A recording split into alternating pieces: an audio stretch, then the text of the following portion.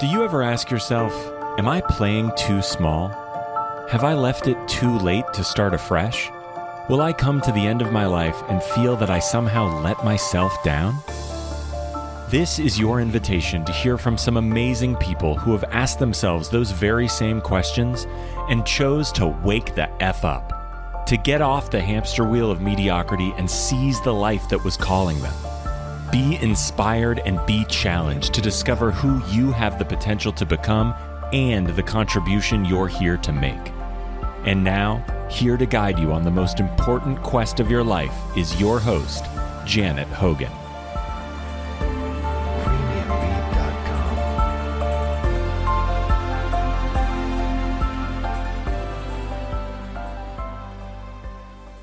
If anyone has been a major player in helping humanity wake the F up, it's my next guest, someone who is widely regarded as an absolute giant in the personal transformation world, a man who has dedicated his life to helping people not only wake up to who they really are, but also wise up to their unique abilities and step up to play their part in repairing and elevating the world. But sometimes it's easy to forget that these giants who walk before us are human too, and that just because they may be expert at helping others heal their emotional pain and suffering doesn't mean they don't themselves also go through the emotional wringer from time to time. I'm particularly humbled by this person you're about to hear from, who courageously declares himself an open book when it comes to revealing the pits of despair he's suffered during his life. So it's with buckets of gratitude that I welcome a great thought leader and sage of the personal development space, the man the media crowned America's integrity expert, a teacher whose specialties span the whole gamut of mental health and psychology, from anger effectiveness and energy psychology to psycho-spiritual transformation and mature masculinity, from psychological dimensions of business and leader development to psychologically healthy society and governance. You know, we could devote this entire podcast to any one of those topics, but instead, I'd like you to get to know the doctor behind the doctrine, a great thought leader, mentor, and inspiration, Dr. David Walk Your Talk Gruder. David, welcome to Wake the F Up. Well, thank you so much, Janet. I'm very moved by your introduction, and there's a part of me that's saying, who is she talking about? Well, we're about to find that out, aren't we? We're going to slowly peel the onion of Dr. David Gruder. So to begin, I'd like to give our listeners an idea of the scale of what you've achieved in your professional life by starting by asking you about that moment when you had reached what you would call the pinnacle of success in your career back in 1998. Could you describe what your life was like at that point when it really did look like you had it all? Yeah, it was a wonderful time because I was living my calling and was very grateful for that on a daily basis. What I had built with my first wife was a very flourishing psychology business. I hesitate to call it a psychotherapy practice because even though part of what we did was psychotherapy, we also did a lot of keynotes and training programs and classes and workshops and business consulting and just a whole wide range of things. Back in those days, we had, one of the things we did was a monthly series that was called TGIFs for Healing People, the first Friday of every month. And we would get upwards of 100 people who would show up to these events. We recorded all of them. They became what back in those days was a tape series, cassette tapes, a tape of the month club kind of thing. And by the time we wrapped up that series, we had 5 years worth. We had over 60 topics in our tape of the month club, covering a wide range of personal development and leader development and business development topics. So we were a very unusual psychology business, and we were an odd duck in the field, and it was very, very successful financially and in terms of fulfillment. Yeah, so, it really sounds like you reached that pinnacle that the rest of us are trying to scramble up towards, and many of us never actually reach. But then you had what you call your Twin Towers moment, a literal crumbling of your life as you knew it, a period when you were, in your words, bludgeoned into surrender. So can you tell us what happened? Yes. Well, the reason that I refer to it as my Twin Towers moment was because it happened a few months after 9/11, when the Twin Towers of the World Trade Center, as well as other structures, collapsed. And I happened to be in New York when 9/11 occurred because I was born and raised there, and I was back there to help my mom with some things. So when a few months later, the demise of my first marriage that I would never have predicted, when that unfolded, when that occurred, when my first wife said that the marriage was over, I felt like our twin towers had collapsed, her and mine, because we had really built our entire lives around each other, our personal lives, our career lives, our reputations, everything was entwined. And so my twin towers personally fell a few months after the twin towers in New York that I watched getting built fell. And what happened? Because I guess at that point you were going, I need another version of me to pull me up out of the ashes here. What affected this? Because your wife is your business partner, so your hot lives were totally intertwined, weren't they? So what happened next? Did you seek help, or can you describe the process that you went through to get through it? Yeah. I was so depleted by the time that my first wife ended our marriage that I didn't even have the internal life energy to get myself into therapy. Initially, I did, but not initially. I literally spent 3 weeks after she left, literally not being able to get out of bed. I occasionally I would wake up with enough life energy to get out of bed and take a shower. By the time I finished taking a shower, that life energy had drained out of me again, and I went back to bed and cried the day away. So after 3 weeks of what was for me the most painful, emotionally and spiritually painful experience of my adult life, I had finally reached what I like to refer to as the Popeye Point. Popeye was a cartoon, a TV cartoon, and he would always reach for spinach just before he would become kind of like a superhero. And before he would reach for spinach, he would say, "That's all I can stands. I can't stands no more." Well, that's where I reached after 3 weeks of being paralyzed. And I quite literally rolled out of bed onto the floor, on my knees, and uttered a prayer to all that is love and light, all representations of God and spirit and angels and archangels and spirit guides and everything that felt like pure love and light. I uttered a prayer the likes of which I had never uttered before in my life. I didn't even think of it as a prayer. It was more like an ultimatum. Should I give you the sanitized or unsanitized version of what I said? Let's call this show Wake the Fuck Up and give us the unsanitized version. Good. So these were my words. Either gifts come from this that are far greater than my pain is deep, or I am the fuck out of here. That was the ultimatum. And after I heard those words come out of me, I went, well, that's a different kind of prayer. But I knew within hours that my prayer was going to ultimately be answered, because within a couple of hours, for the first time in 3 weeks, I was actually able to strap on some rollerblades and go blading around San Diego Bay. I live in San Diego. And that told me that something good was starting to shift.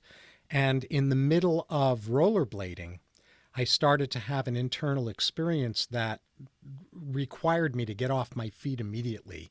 This was perfectly orchestrated at a moment when I was passing by a grassy area where I could get off my feet and lie down on the grass. And I was taken through the equivalent of the kind of past life reviews that a lot of people talk about when they've been clinically dead and then revived. I had an issue-specific life review where I was taken through my entire timeline around one specific theme. I was shown the origins of my arrogance, and I was taken through incident after incident after incident where I had been arrogant and shown what the negative impacts of my arrogance were in each of those situations. And just like what people say who have had near-death experiences and life reviews, it was not pretty to look at, but I emerged from it with not an ounce of shame. I emerged from that life review feeling like the healing had already started, and that I was at that point totally certain that over time, gifts would come from my pain that were far greater than my pain was deep. And that is, in fact, what happened. Wow, that's amazing. And so the arrogance that you were shedding at that point was a direct result of shame buried deep. And so as the arrogance came away, the shame disappeared as well. And so that was the gift that you preempted at that wake the F up moment. Correct? Yes. And I knew that wasn't the end. I didn't emerge from that feeling like, okay, now I'm healed. No. I just knew that my prayer was going to be answered over time. Yeah. I think what's really interesting, David, about that point that you described where you really were at your lowest ebb, that ground zero point, using the language of the day, was that you actually still articulated that you had a choice. So either you were going to get the fuck out of here, or you were going to be given a gift that made the pain worthwhile. And perhaps what happens to a lot of people who are at that same level don't realize that that there is another option, that if they can persevere through this, it will be worth their while, because there is that, gold that comes from the pain. Would you agree with that? I not only agree with that, I have seen that life skill that I call harvesting gifts from the unexpected, the undesired, and even the unacceptable, harvesting great spiritual gifts from those, is a skill that not enough people have developed in themselves or been exposed to ways to develop in themselves. And the other thing that I would add is that the reason that I knew beyond a shadow of a doubt that my prayer was going to be answered over time was because it wasn't my first rodeo. It wasn't the first time in my life that I had been bludgeoned into surrender. And when we go through that bludgeoning experience the very first time around, we don't know if we're going to survive it because we haven't survived it yet. Mm-hmm. But because I had been through prior bludgeonings and had survived and rebirthed like the phoenix rising from the ashes, it wasn't a theory to me that this could happen. So it was horrifically painful, but I was not without knowing that gifts could be harvested. Yeah, it's almost as if when you reach that point, death is inevitable, but it's which type of death do you choose? Whether it's a physical death, or maybe would it be a metaphysical death where something else dies, like a belief or some kind of aspect of the ego, perhaps. That every part of my life died at that point. Yeah. My sense of self, my primary relationship, my financial well-being that I had at that point, the reputation that I had built to a stellar level, everything disappeared. So today, in your new life, you describe yourself as a professional troublemaker. I'd like to know more about that. Where did that term come from? Well, probably the origins of that come from my parents having sent me to Woodstock. Brave parents. Well, naive parents. Nobody really knew what Woodstock was going to be before it happened. And that's a story in and of itself about why they ended up giving me permission to go. But I experienced at Woodstock what it felt like, what it tasted like to be in the midst of 500,000 people who joined together to show to the world that even if only for 3 days, a city of 500,000 people could have each other's backs. And that was what taught me about troublemaking in a positive, life building kind of way. Now, as an elder, I'm at a point in my life where, as many of us who become elders discover, I don't care what other people think of me. And I don't mean that callously. What other people think of me is none of my business. I don't mean it in a way where I don't care about other people. It's just that my light, my truth, my gifts will not be silenced by other people's fears. I love that. And it's such a powerful position to be in. And yet it seems to run counter to how a lot of people our age feel. You know, we're both post 60. And I speak to people as young as 50, even younger, who go, you know, I'm running up against this thing called ageism. Like, I'm finding it hard to get a job. And it's like I have no choice now but to actually work for myself as a consultant or start a business. What would you say to those people who feel like they're running up against this wall? What's your take on getting older? My take on getting older is the opposite of the old cliche that youth is wasted on the young. I don't think youth is wasted on the young at all. I think that the young are doing exactly what they're supposed to be doing when they're young. That my age would be wasted on me if I entered into my eldering years as someone who had lost the thrill of living, who was withholding my wisdom, who might not have even have gathered wisdom over the decades. So for me, the most exciting part of my lifetime is my eldering years. I mean, my best years are ahead of me, and I'm 67 years old as we record this.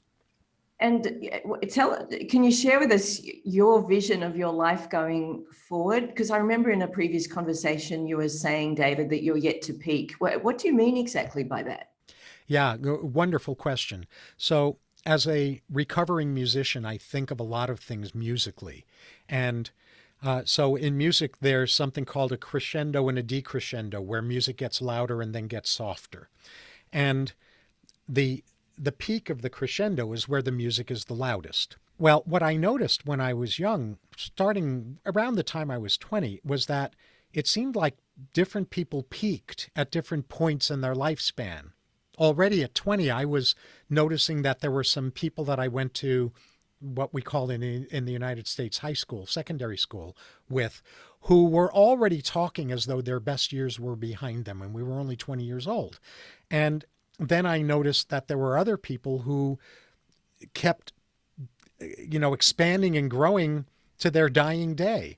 And as I was appreciating that each of us crescendos and decrescendos in our own rhythm, it came clear to me that my crescendo wasn't going to be reached until I was in old age, until I was an elder. And it's like I've always known that, and now I get to live it. Yeah, I mean, that's such an optimistic view of what has usually been framed as the time when we get put out to pasture.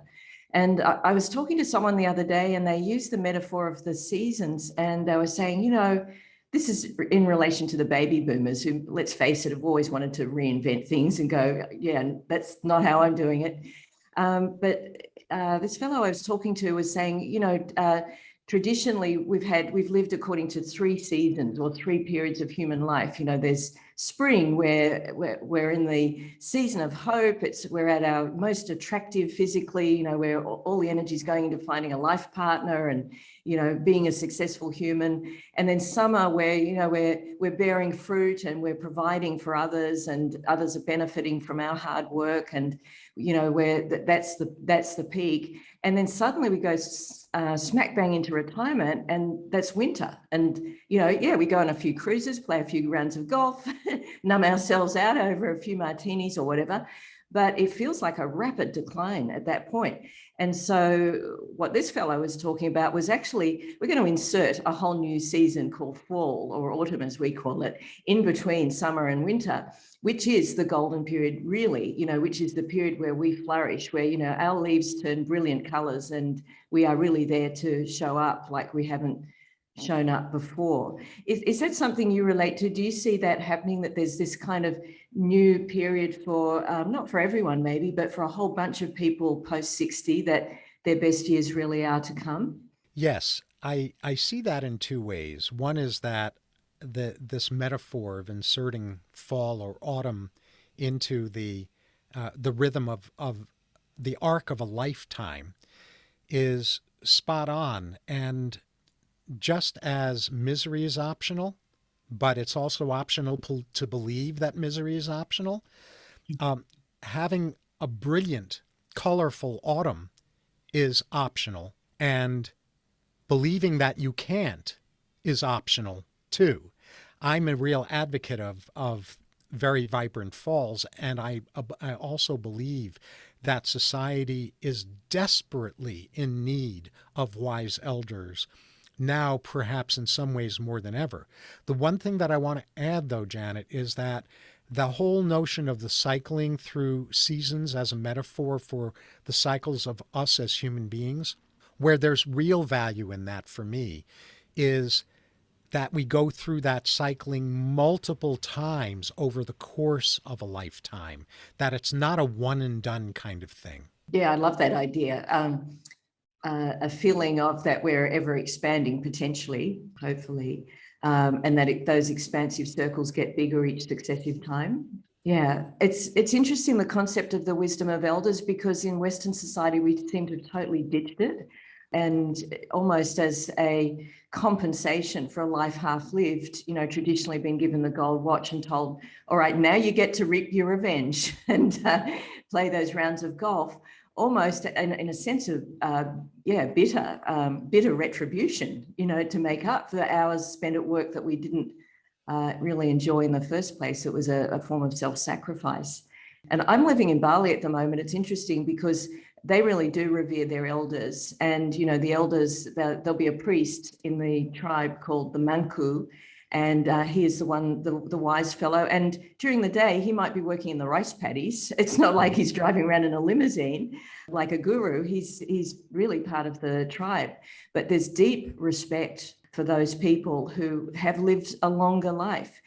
We were talking the other day about the Gen Zers or Gen Zers who have been basically passed the baton of looking after the planet now. The planet situation rests on their shoulders. I mean, what do you think about that? That feels to me like a heavy load for one generation to bear.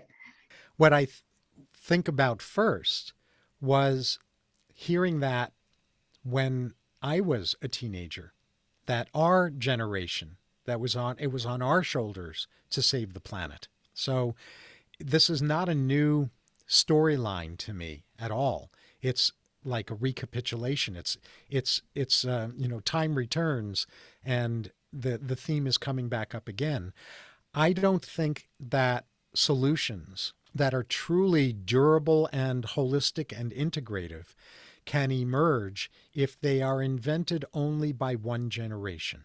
My belief, in fact, is that, and I've held this belief for quite a few years now, that the partnership, the collaboration between the awake among the baby boomers and the awake among the millennials and the Gen Zs and the Gen As is what's going to help transform this planet. I have met an awful lot of young people who are parched. They're thirsty for elder wisdom. They don't just think, oh yeah, that's cool. They really crave it. Now, I've also noticed that these younger generations seem to have be divided into two groups almost. This is an oversimplification, but there seem to be the ones who are asleep and just trying to survive, and the ones who are awake and are committed to creating a more abundant and socially responsible world. So the same thing is true with our generation. We have some in our generation who have finally realized, oh my gosh, our generation dropped the ball. We didn't fulfill our mandate as a generation. And now that we're elders, it's time for us to do that. And then there are others in our generation who are perfectly happy to go out to pasture. And David, why are there some people who are perfectly happy to go out to pasture and others who are awake? And can you define what you mean by awake?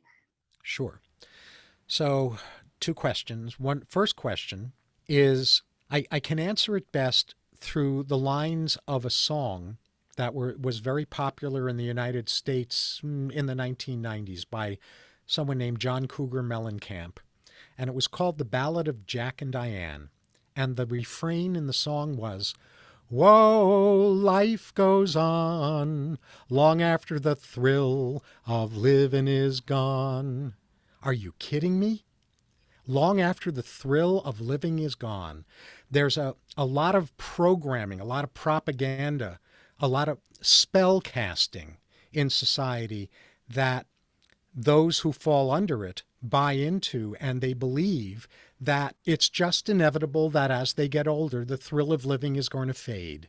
And all I can say is that is a massively destructive lie, both individually and culturally. So that's my answer to the first part of your question. That's how it happens. And would you, so the second part was just defining what awake is. Can you speak to that? Yeah.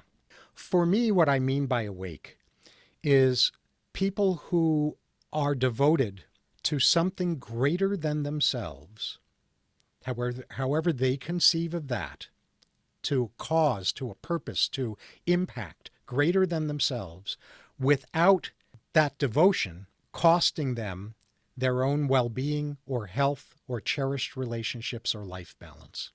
Okay, thank you for that definition. That's really interesting. And you mentioned the word spell. So would you say that your work or your mission is to break that spell that we find ourselves in? That's perfect, because that doubles back to your question about being a troublemaker. This is the way that I am a troublemaker. Yes. I am a spell buster. Yeah. But I'm only a spell buster with people who want that. You know, there's an old joke. How many psychologists does it take to change a light bulb? Yeah. Only one, but the light bulb has to really want to change. I have Yeah. no interest in trying to force the asleep to wake up. No. Because as far as I'm concerned, each of us is a sovereign individual, and it's every person's right to choose to stay asleep. It's their right to choose to not even know that they're asleep. I am for those who have realized they've been under a spell and they won't settle for that anymore. I love that. And, you know, it makes me think of the old fairy tales and what a metaphor they seem to be for this process that you're talking about, you know, literally Sleeping Beauty, or even Snow White for that matter. Van Winkle. Yes. Yeah, that's right. Sleep is such a common theme in these stories, isn't it? Created by some kind of dark force, you know, the stepmother, the evil witch, the bad fairy, whatever.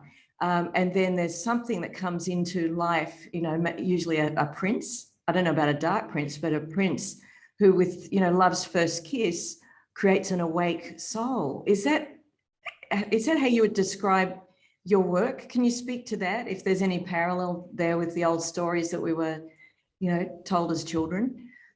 Yes, there's huge parallel. And of course, the level of metaphorical wisdom that's embedded in fairy tales, it's like a multi-layer set of meanings. And the meaning you're talking about has nothing to do with a damsel in distress who's rescued by a man. That's the surface level of the story. The deeper psychological meaning of these stories is exactly what you're talking about. This doesn't have to do with men and women. This has to do with people falling asleep to themselves, to their authenticity, to their connection with other people, to their drive to be a positive influence in the world.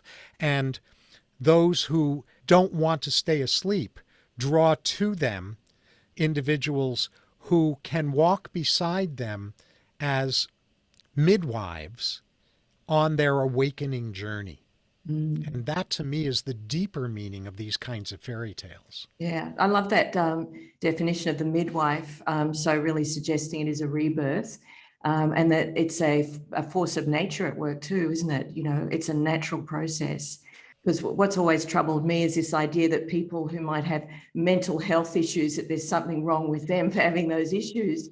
And yet I feel that there's a universality about this journey. And not everyone might want to wake up at this particular point in time, in this lifetime. But even so, for those who do, there's a naturalness about this, isn't it? Almost like a hero's journey, would you say, where everything, the pain that we experienced in our life prior to this point created this point. It created this moment. It brought us to this point, as you described right at the beginning of this interview. It was a point where you had everything that you thought you wanted, but that was only one layer, that was a spell in its own right, wasn't it? It certainly was. It was it really was a spell that I didn't know I was under until after it had been broken. Yeah, and a spell very endorsed by our society. You would have been getting lots of applause at that point. I was. Yeah. Applause professionally, applause as the couple that was the bulletproof couple, that if there was any couple that wasn't going to end up divorced, it was going to be us. I mean, it was quite intense and painful and heartbreaking and disorienting. And I could have collapsed, or I could have used it as what I refer to as an AFGO. Have you heard the acronym AFGO? Well, since profanity is allowed on your show, I'll give you go for it. Come on, don't hold back. Version. AFGO stands for another fucking growth opportunity. I love that. I'm not going to forget that one. That sounds like a number plate coming up. Yeah. So, on the subject of growth opportunities and breaking spells, and I feel that you and I have a great point in common there, because that definitely motivates me. That's why I call this show "Wake the F Up" or "Wake the Fuck Up." So precisely that, because I had my own moment, and I feel once you've woken up, it's impossible to go backwards. But looking back on life, leading up to that moment, I realized I was just going through the paces of my own life. And at some point, and I know this isn't for everyone, but at some point, the pain of what I would call self-betrayal, and not being the true person is just too intense.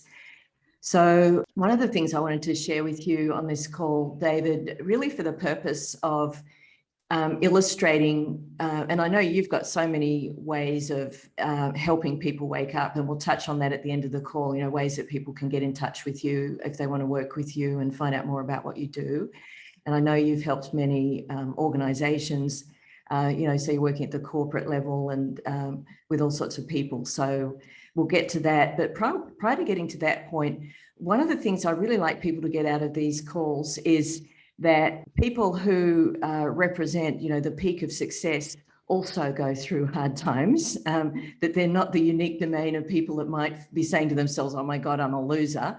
That this Actually, is, if I can interrupt on that part. Yeah, please. To add to that, I don't think that people step into the greatness of their light and their wisdom unless they've been through those kinds of bludgeoning experiences. Yeah. So they're part of the fabric. They're part of the flow of life.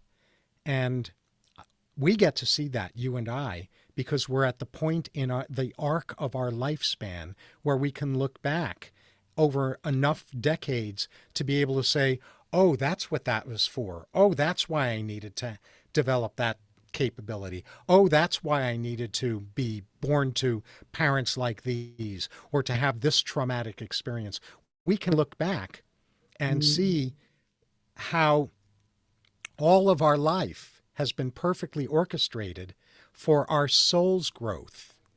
And, a lot of people are really focused on finding their purpose, finding their mission in life.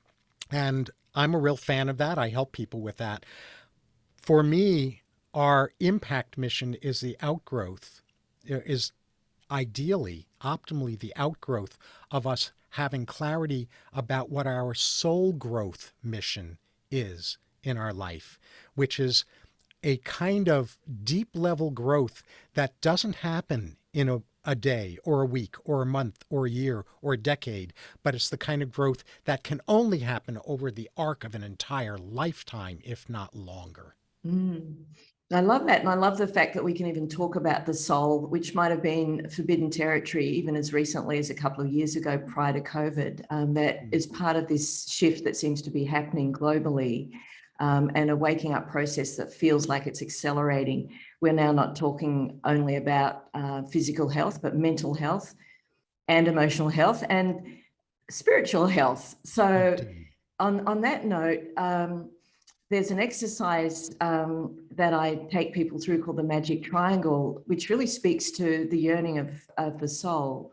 Because I remember, back in the 80s, and that I feel was like my formative decade. And it was really the greed is good decade. Remember the movie Wall Street with Michael Douglas. And we were very much, I remember being very much primed along the values of the day, which was, the harder I work, the more money I make, the happier I'll become. And happiness being a direct consequence just of, how many zeros came after your name. And right. I remember I refer to that as the faulty happiness formula. Yeah, the faulty happiness formula. Exactly. Yeah. Do not do this at home alone, unsupervised. And I definitely did. I was very unsupervised and made many, mistakes. But I remember, in desperation, calling on the help of a business coach to try and figure out our business. But I was probably asking for more personal help. And he said to me, "So, Janet, we've got to set some goals here. What do you want?" And I just looked at the blank page and I burst into tears. I had no idea, because I realized in hindsight that my sense of self was tied up directly with work, and I'd absolutely lost, I don't know that I ever had, or not for most of my adult life at least, a true sense of who I was. And so in the spirit of that, I created this exercise to make it easier for everyone who's interested, or anyone who's interested, to actually just start to tap into a different form of goal setting, which is more about not what the mind thinks we want, as in the bigger house or more money in the bank or whatever, more friends on social media, but what the soul is actually yearning for. And so that's, and I call this a magic triangle exercise. And so I wanted to go through the results that you came up with, David, when you did this, just to illustrate to people listening that this kind of work is not complicated, and you can get profound insights just from, sometimes just from following a process. So and I want to say about that this is a lovely exercise. Oh, thank you. Yeah. Well, part of my background is advertising, of course, and that's been, at the time I bemoaned the fact I was in advertising, and it wasn't a very noble industry to be in. It was, I think, one rung up from being a used car salesman. But what it gave me was the skill of being able to bring things down to a very short message, because time is money in advertising, and so you have to think in terms of 30-second radio or TV commercials, or even further, a 3-second billboard. And so the magic triangle was really created in the spirit of that. How do we get our core needs down to a very simple formula of just 3 things? So for the benefit of people listening, what this involves is it's a process of elimination where you're given a whole bunch of things to choose from. And the question that's asked of you is to choose what it is that you feel you need on an inner level. So speaking to your intuitive self. So something that you don't necessarily already have, or you might have in part, but it's speaking to your inner self and saying, trusting your inner self to tell you, this is what I need right now. This is what would give me a feeling of, fulfillment, for example. So just sharing, David, what you came up with. We get a triangle out of this. One of the needs floats to the top as what I call the core need, and then there are 2 secondary needs at the bottom. So we'll start with the base of the triangle. And so what you had, David, and I'd just like you to share with me what each of these means. The first one you had was spirituality. So tell me about that. What does spirituality mean to you, and why is this important to bring more of this into your life right now? For me, that's the foundation of everything. My connection with love and wisdom that is broader and deeper than my seemingly separated self, and maintaining that connection in a more and more uninterrupted way over the course of every single day and at deeper and deeper and deeper levels is the foundation from which everything flows for me. So I don't see an upper ceiling on my spiritual development, and I don't see my spiritual development receding from being in the position of being foundational. It's if I lose that connection, I am stuck in the world of ego and surface level faulty happiness formulas and things like that. So for me, without that connection to and immersion in and feeling a part of the divine, I'm lost. Yeah. Thank you for that. That's a beautiful explanation of the significance of spirituality. And we need to hear more of that, don't we? Because I think that's the gift that awaits us.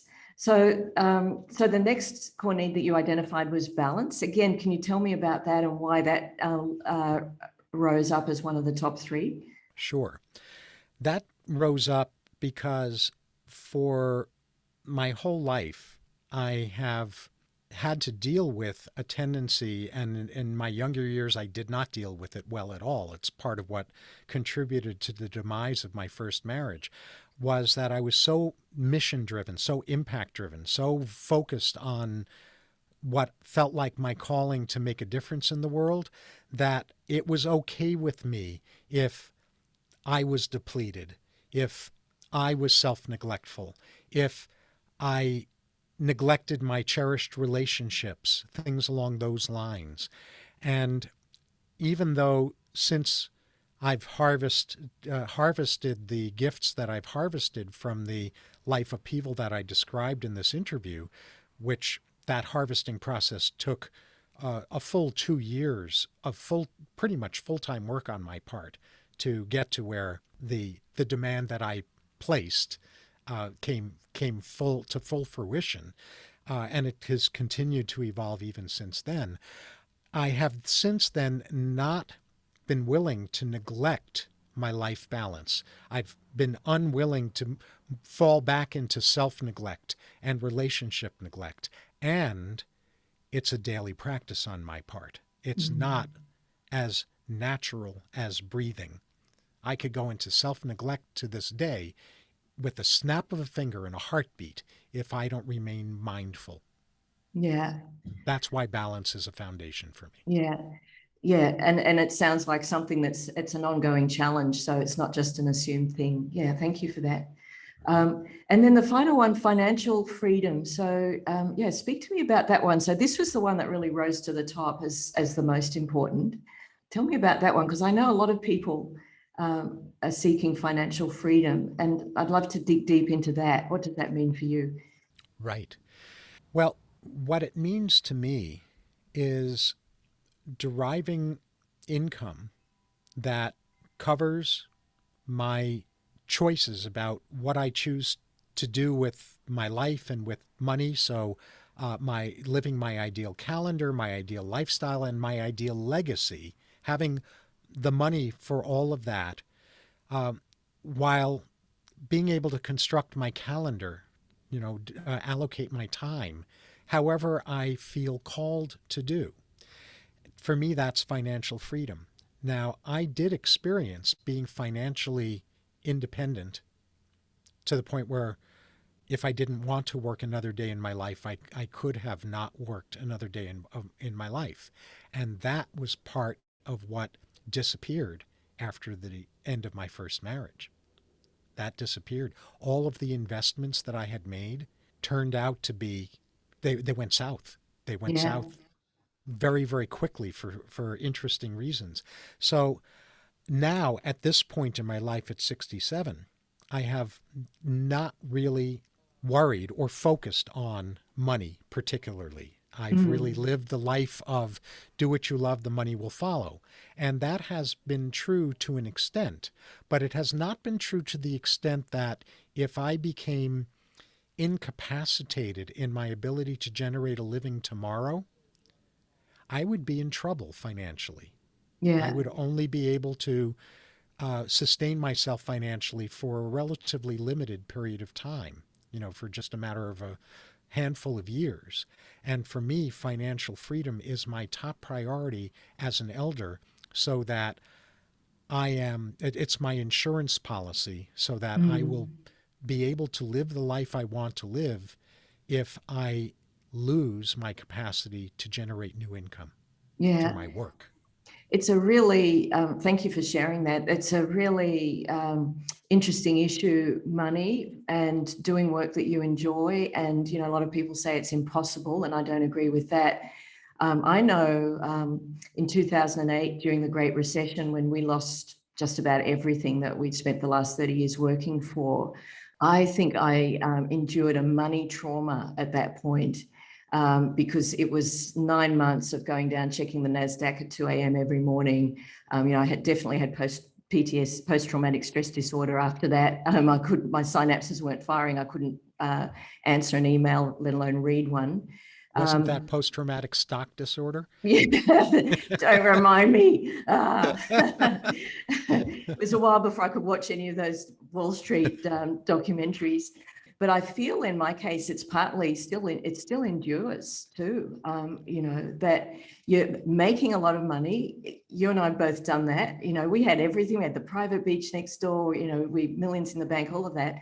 So, and then to have it taken away can cause its own trauma. And I think a lot of people our age did lose a lot in 2008. And if not then, maybe just in the last year or so. And so that really is a big question, can we have a life that we love, where we are doing work that fulfills us, and have enough money, so that we're not constantly distracted by the lack of it, or the worry that, well, what happens if I stop working? What happens to at that point, can I afford to keep going? So how do you feel with financial freedom in that case, David? What do you think the key is there for you? You said that that's really your priority right now. Let me just actually, before we ask that question, how the triangle works is it helps clarify what's most important. But then interestingly, and it's kind of uncanny how this works, but it gives you the path of achieving it. And so what it's saying here is that basically through spirituality and balance, that's how you, David Gruder, achieves financial freedom. For other people, it might be different. And in fact, you can even go a little bit deeper into this. So financial freedom, because it's the most important thing and speaks to that core need, it's a need because you've experienced the lack of it, right? And so maybe that's, that was that trauma back in the 4 years after 1998, because I remember that trauma myself after 2008. The pain of that is what creates the need. If you hadn't felt the pain of it, it's like without night, there would be no day. We might crave day or a lovely hot summer because we've known a long, cold winter. So we have to have known its opposite to feel compelled to go towards what we now feel that we need. Does that make sense? That for me is half of it. The other half of it is that in 2002, when I financially crumbled, I was 48 years old, and my relationship with the amount of time that I imagined I had left in my life, within the caveat that life turns on a dime and I could have dropped dead at any moment, but the amount of time I imagined I had left at age 48 is not the amount of time that I imagine I have left at the age of 67. So the other part of it is my mortality. Yeah. Okay. No, that's interesting. So there's a real pressure. Everything's being compressed now by less time.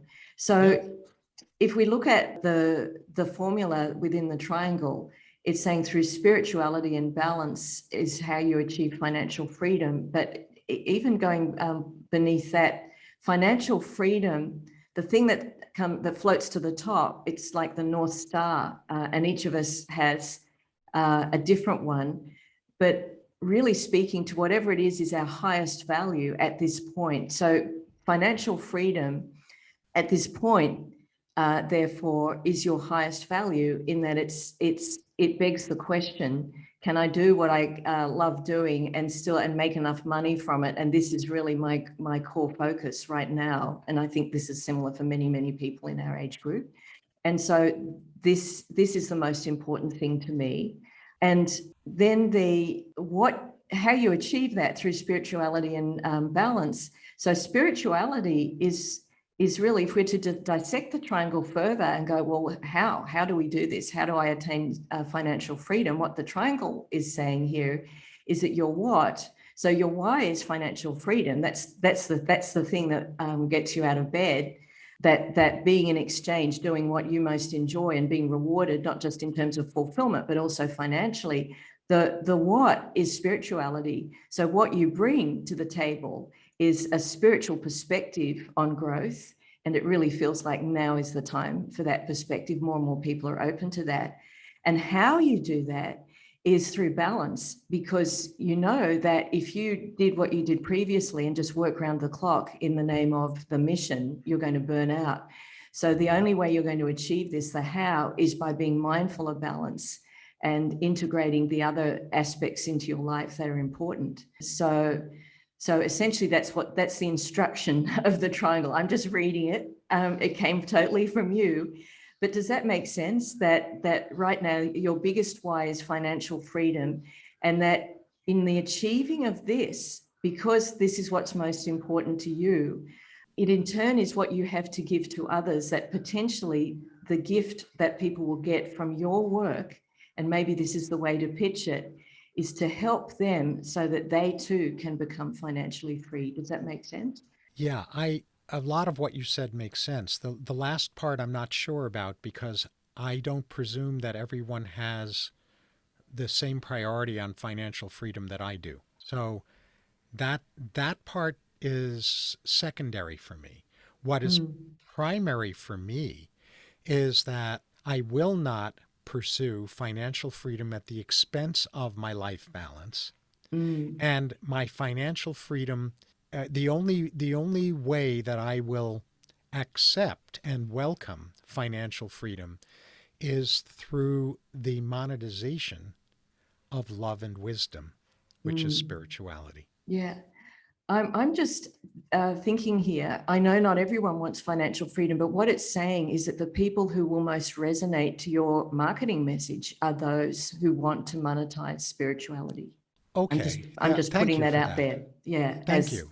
I really hadn't thought about that part explicitly until just now. Yeah. But I think you're right. I think that those are the people that are most attracted to me, is people who want to attain financial freedom through utilizing their spiritual connection and without sacrificing their well-being, their health, their cherished relationships, et cetera, et cetera. Yeah, I feel that because the thing that you need most, that you achieve in the teaching of it, it's an act of giving forward, and so coming from a lack, you fulfilling that lack and then giving those to others, it's almost like a spiritual relay race, isn't it? you receive the baton and then you hand it to the next person, and you become known as that person who helps people monetize spirituality. And that seems to be, as the wisdom economy grows, David, and we're seeing an influx of people 50 onwards going, I can't get a job. Where do I go from here?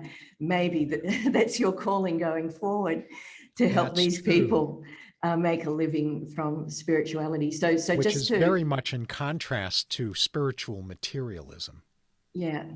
Well, that sounds like a whole new topic, spiritual materialism. Sorry. Yeah, no, that's fine. But that'll be the next podcast. Just kind of using spirituality as a hiding strategy rather than converting portions of our light and our love and our life energy into spirituality. Yeah. Into money, rather. Yeah.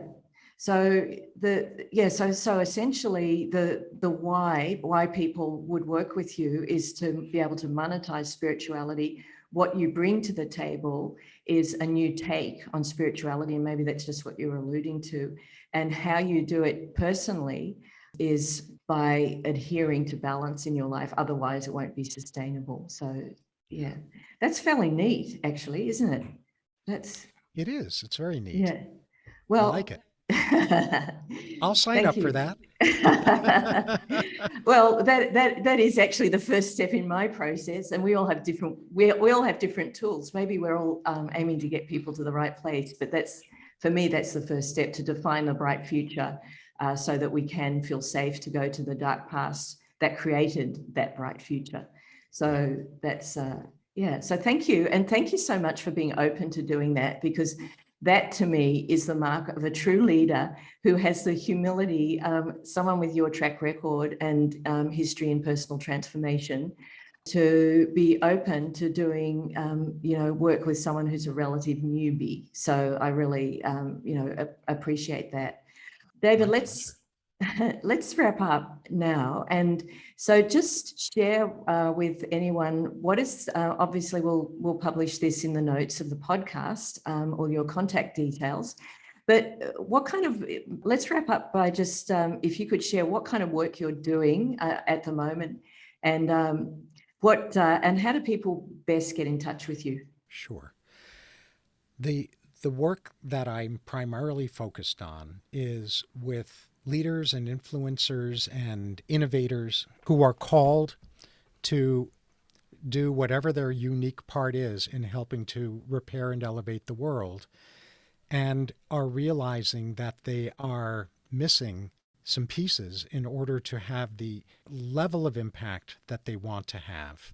And so what I'm equipping people with through multiple different methods, from keynotes to training programs to consulting to mentoring, is the spiritual internal and external skills to succeed. Wow! So someone listening to this might be sitting on the brink of transition. Maybe they've just left their job or want to, not sure of their path ahead. They could reach out to you, and you'd be able to help them, David.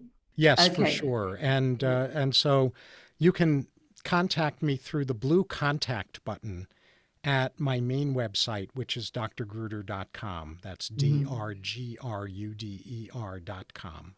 All right. Well, David, thank you so much. Thank you for all the amazing work you've done already. And I really anticipate with a lot of interest the work you're yet to do. So thank you very much. And it's been wonderful talking to you. It's been a pleasure to be with you. Thank you for having me as your guest. You have just listened to another enlightening episode of Wake the F Up with Janet Hogan.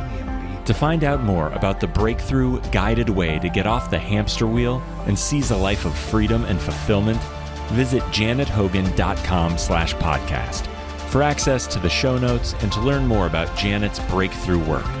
Just remember, finding your true path isn't potluck, it's a process. Until next time.